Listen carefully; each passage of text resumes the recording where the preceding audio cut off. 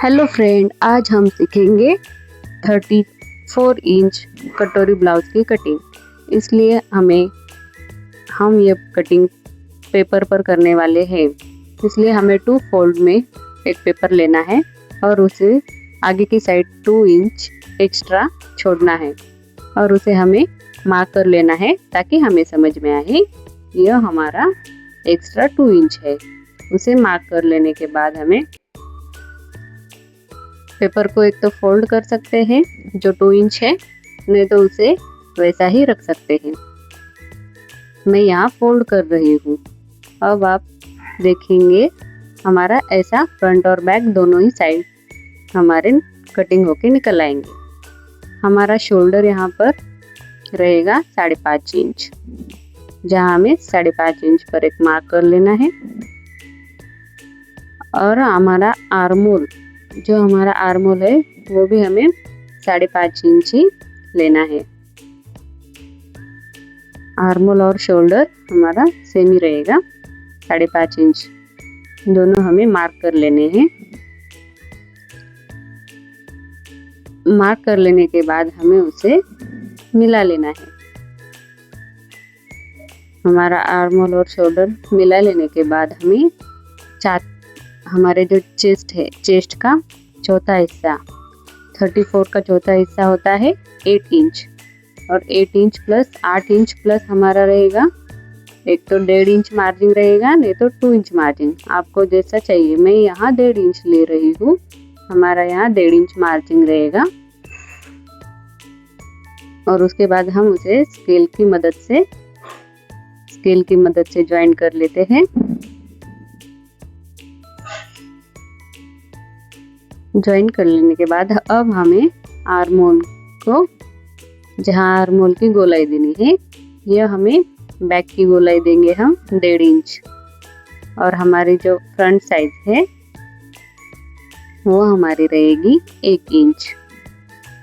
हमें 1 इंच पर मार्क कर लेना है और दोनों मार्क को अपने हाथों से मिलाए या फिर स्केल से मिला सकते हैं। यह हमारा मिडल लेके हम मिला लेंगे, जो हमारा शोल्डर और आर्मोल का मिडल जो रहेगा वहाँ से हमें इसे मिला लेना है। ये हम हाथों से भी मिला सकते हैं, थोड़ा थोड़ा करके मिला लेना है। यह मिला लेने के बाद अब हम जो उसे थोड़ा क्रॉस, मतलब थोड़ा इसे उसके घुमा के जॉइंट तक ले आएंगे। उसके बाद हमें जो हमारी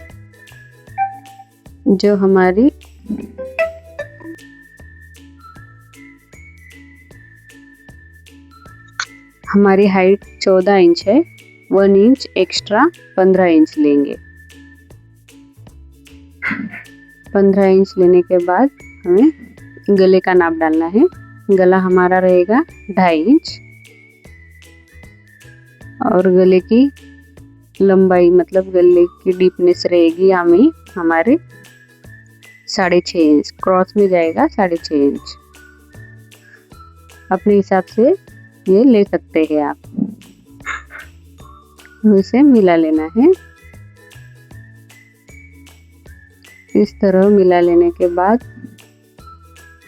हमें उसे गोलाई देनी है, जो हमारी गले की गोलाई रहेगी उस हिसाब से हमें गले की गोलाई देनी है।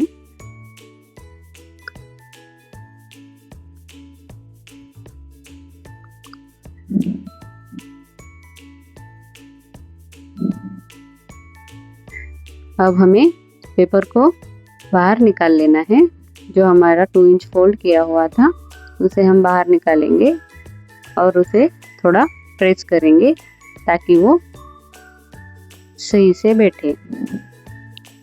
उसके बाद हमें जो हमारा कटोरी का नाप है वो भी डालना है।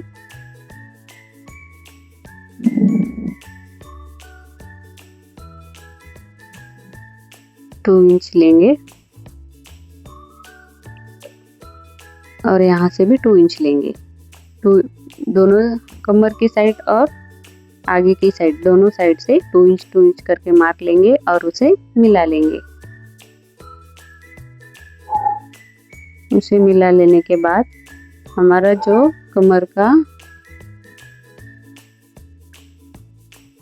हमारा जो आगे की साइड रहेगी पट्टी की, उसे हमें 2 इंच जो हमारा एक्स्ट्रा लिया था उसे भी हम मार्क कर लेंगे ताकि हमें समझ में आए। वहाँ से भी 2 इंच लिया है।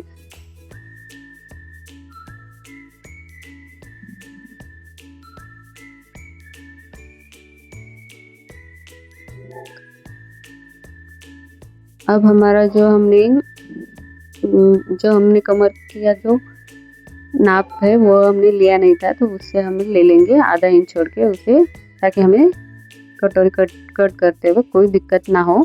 इसलिए हमें आधा इंच छोड़ के एक लाइन ड्रॉ करनी है जो हमारे रहेगा कमर का नाप। ये हमें आधा इंच छोड़ के हम ले सकते हैं।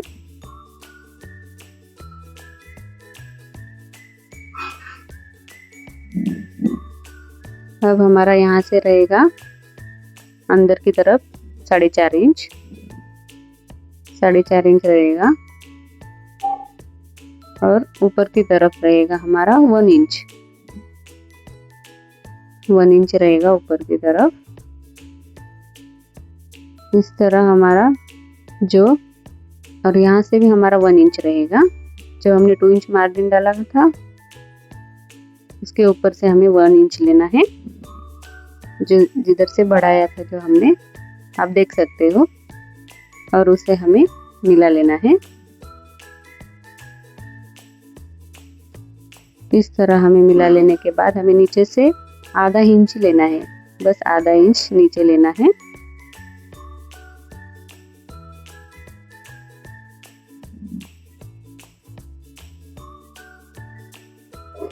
उसके बाद हाफ रहेगा इसका और नीचे 2.5 इंच रहेगा। अब हमें उसे यहाँ से 5 इंच लेना है गले से, और यहाँ से 2.5 इंच, आर्म होल से 2.5 इंच रहेगा। अब हमें इसे मिला लेना है, सभी साइड को अच्छी तरह से ज्वाइन कर लेंगे। हमारी कटोरी बनके तैयार हो जाएगी। यह हमें धीरे धीरे करके ले लेना है कटोरी का शेप देते हुए। इस तरह हमारा कटोरी का शेप देखिए तैयार हो चुका है। अब हमें इसे पहले बैक साइड कट करेंगे, बैक का आर्म होल कट करना है और हमारा बैक साइड कट हो जाएगा। और हमें बैक साइड बाहर निकालने के बाद ही कटोरी कट कर लेनी है। इस तरह हमें कटोरी कट कर लेनी है। ये बहुत ही आसान तरीके से कटोरी कटिंग का आसान तरीका है। आपको अच्छा लगा हो तो प्लीज़ वीडियो को लाइक करें, शेयर करें एंड सब्सक्राइब करें। Thank you watching for my video.